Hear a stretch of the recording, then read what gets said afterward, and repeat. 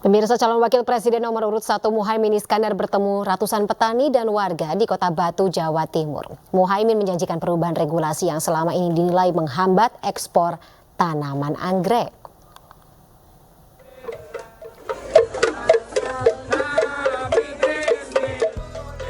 Calon wakil presiden nomor urut 1 Muhaimin Iskandar bersama istrinya Rustini Murtadlo bertemu ratusan petani anggrek Dede Orchid dan warga di desa Dadaperjo, Kecamatan Junrejo, Kota Batu, Jawa Timur. Muhaimin berkeliling kebun anggrek dan berdialog dengan petani. Muhaimin mendapatkan keluhan soal sulitnya ekspor anggrek. Kepada para petani, Muhaimin menjanjikan perubahan regulasi yang selama ini dinilai menghambat ekspor anggrek. Misalnya langka sudah bisa dikultur sampai jutaan. Artinya kalau perubahan mau terjadi, anggrek ekspor tidak perlu izin lagi. Kita lakukan langkah-langkah protek terhadap produk dalam negeri kita. Yang penting ekspor bisa berjalan baik. Muhaimin juga mendapatkan hadiah anggrek dari petani. Anggrek jenis Dendrodium itu diberi label dan didaftarkan atas nama Muhaimin Iskandar dan Rustini Murtadlo. Dari Batu, Jawa Timur, saya Fajarani, iNews melaporkan. Sementara calon presiden Partai Perindo nomor urut 3, Ganjar Pranowo, mengisi hari Tahun Baru 2024 dengan berkampanye di Semarang, Jawa Tengah. Ganjar sekaligus untuk menghadiri Rakernas Asosiasi Pedagang Mie dan Bakso atau APMISO yang mendeklarasikan mendukung Ganjar Mahfud.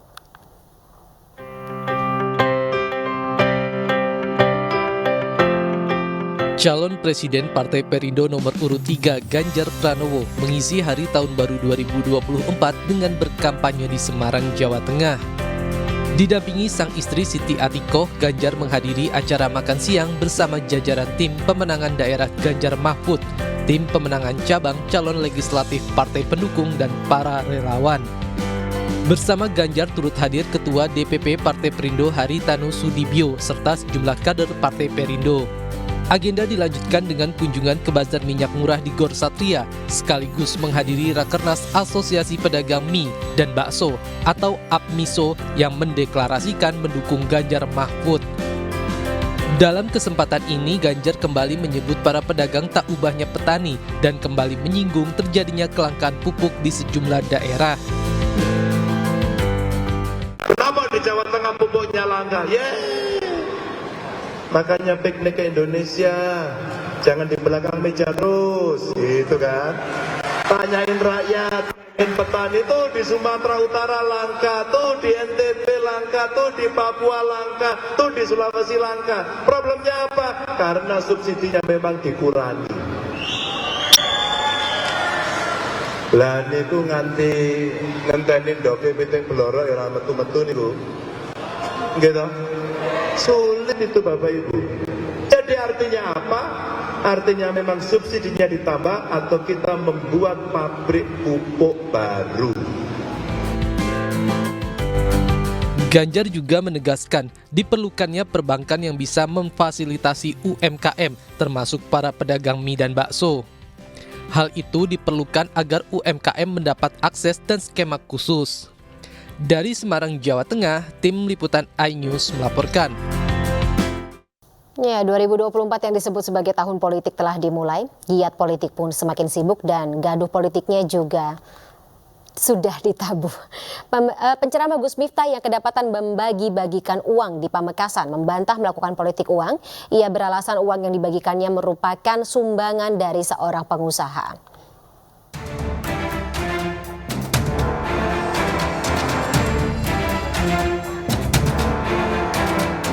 2024 telah dimulai dan inilah tahun politik.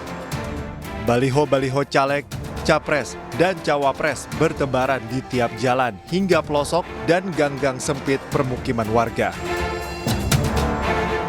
Mereka yang berkontestasi dalam pemilu 2024 sibuk mengatur strategi pemenangan, mulai dari adu gagasan hingga safari politik bertemu warga, menyapa rakyat, menyerap aspirasi, sekaligus menebar janji.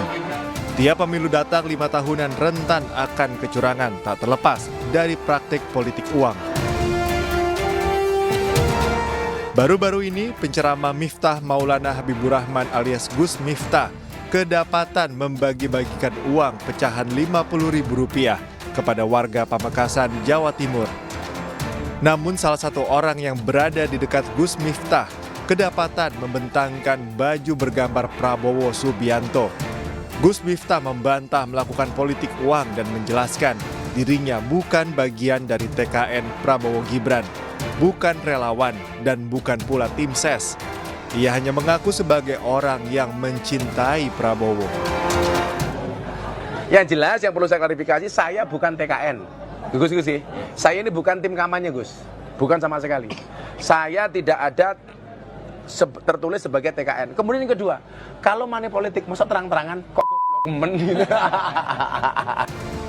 Dugaan politik uang yang dilakukan oleh Gus Miftah turut mendapat perhatian dari calon presiden Ganjar Pranowo.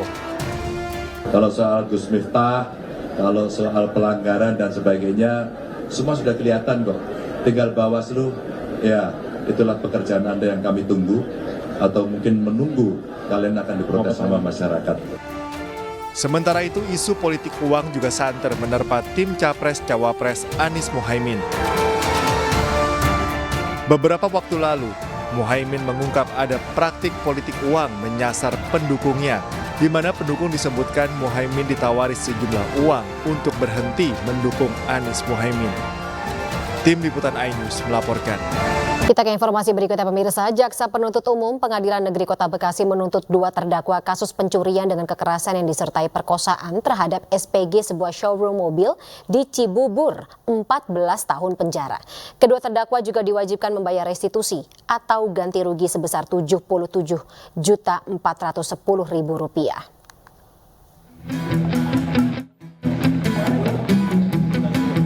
Setelah sempat tertunda, RPA Partai Perindo kembali mendampingi sidang lanjutan kasus pencurian dengan kekerasan yang disertai perkosaan terhadap sales promotion girl sebuah showroom mobil di Pengadilan Negeri Kota Bekasi.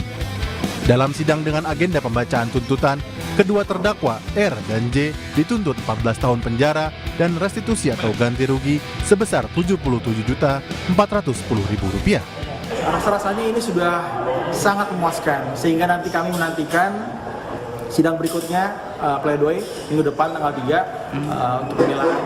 Tapi rasa-rasanya untuk hasil putusan nanti tidak akan jauh dari apa yang hari ini dituntut.